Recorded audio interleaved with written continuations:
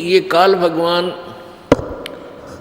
जिसको ब्रह्म बोलते हैं, ज्योति निरंजन भी कहते हैं, जो ब्रह्मा विष्णु महेश जी के पूज्य पिताजी हैं,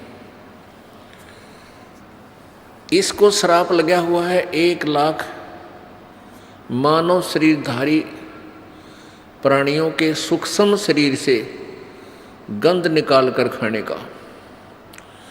हमारा ये ऊपर जो शरीर है, ये तो ऐसा समझो जैसे बादाम के ऊपर छिलका, और अंदर एक सूक्ष्म शरीर है जैसे गिरी। ये समझो कि गिरी के उस गिरी में भी कोई और बीज हो, ऐसा जानो।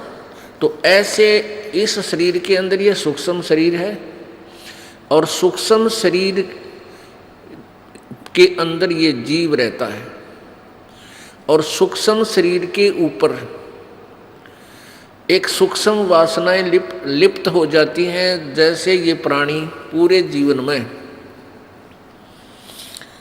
जैसा भी चटपटा आहार करता है, मांस खाता है, सुल्फा पीता है, शराब पीता है और अफीम खाता है, ये जैसे भी 36 व्यंजन खाता है, तो ऐसे वो सभी की वासना सूक्ष्म शरीर में लिप्त हो जाती है।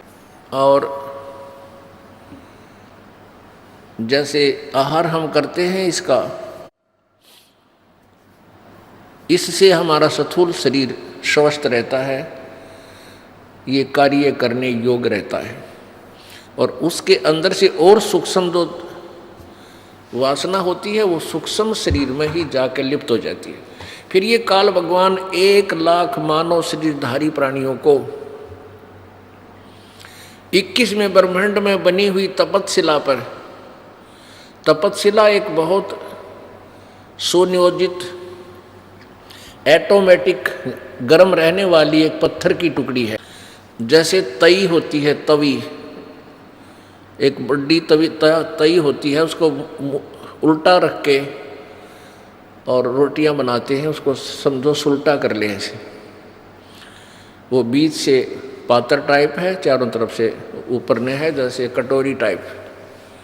तो उसमें 1,00,000 मानव शरीरधारी प्राणियों के सूक्ष्म शरीर, उन प्राणियों को सूक्ष्म शरीर समेत उसमें डाल देता है, और वो ऑटोमेटिकली इतने गर्म कर देती है उस प्राणी के सूक्ष्म शरीर से, उस गंध को छुड़वाती है वो तपतशिला, यानी वो आँच, गर्मी, ताप।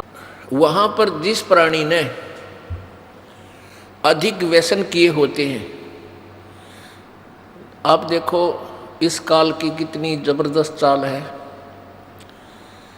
ये प्राणी इन बुराइयों पर ऑटोमेटिकली लग जाता है, स्वतः लग जाता है। जैसे हुक्का बना लिया और कितने तम्बाकू का पौधा ढूंढ लिया, इसने गधे भी ना खावे, और इसने कूट छेद 1 घंटा। हमने देखे हमारे माता पिताजी और भी वहाँ आसपास के अड़ोसी पड़ोसी 2 घंटे तक मुसड़ मुखड़ में गेर कर दे मुसड़ पहले उसने काटे, फिर उसका वहाँ गुड़ गाड़ गेर कर उसका खूब चूरमा सा बनावे,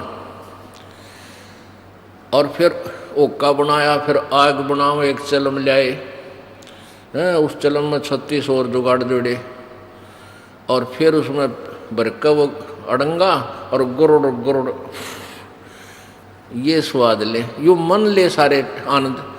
तो ये जितना जिसने ज़्यादा तम्बाकू प्रयोग किया हो, या मांस प्रयोग किया हो, या शराब प्रयोग की हो, उसके सूक्ष्म शरीर में उतना ही गंध ज़्यादा डिपॉजिट होता है।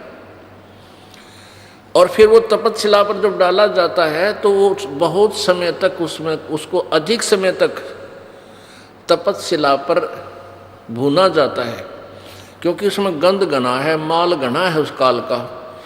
तो उसको काफ़ी देर तक वहाँ तड़फाया जाता है, बहुत बुरी तरह उसमें से सारा गंध निकल ले, तब उसको उसने ऐसा सिस्टम बना रखा है कि वो प्राणी उसी समय वहाँ से छूटेगा जब उसका सारा गंध छूट लेगा। और जिन्होंने वैसे स्वाभाविक कोई व्यसन कम किए हैं, उनका तपतशिला से पीछा जल्दी छूट जाता है। फिर आकर योनि दूसरी धारण करनी ही पड़ती है कर्म अनुसार। तो ऐसे इस काल ने जुगाड़ जोड़ रखे। जो प्राणी परमात्मा कबीर जी की शरण में आ जाते हैं वो फिर तपस्या पर नहीं जाते। उनका अकाउंट ये धर्मराज, इस काल का जो चीफ जस्टिस है, ये धर्मराय नहीं लेता। उस भक्त का अकाउंट इनके पेपर से, इनकी बही से, इनके कंप्यूटर से ऑटोमेटिक निकल जाता है। तो कहने का भाव ये है कि जितने व्यसन आज समाज कर रहा है कलयुग में, इसलिए काल करवा रहा है कि ज्यादा व्यसन करेंगे तेरा अच्छा भोजन बनेगा। तो पुण्यात्माओं, इसलिए इस काल भगवान ने सभी प्राणियों को मिसगाइड कर रखा है। सभी प्राणियों को, ब्रह्मा विष्णु महेश तक को भी यथार्थ ज्ञान नहीं दे रखा। इसको डर लगा हुआ है कि यदि इन सभी प्राणियों को अपने मूल स्थान का पता लग गया, ये सभी भाग जाएंगे, सभी दौड़ जाएंगे, यहाँ कोई नहीं रहेगा। दौड़ जाना वैसे आसान नहीं है, क्योंकि संत आवेंगे, परमात्मा कबीर जी आते हैं, वो फिर अपना यथार्थ ज्ञान देते हैं। तो काल ने ऐसा सिस्टम बना रखा है, हम इतने अज्ञानी बना दिए कि हम अपने परम पिता के साथ ही वाद विवाद करना प्रारंभ कर देते हैं।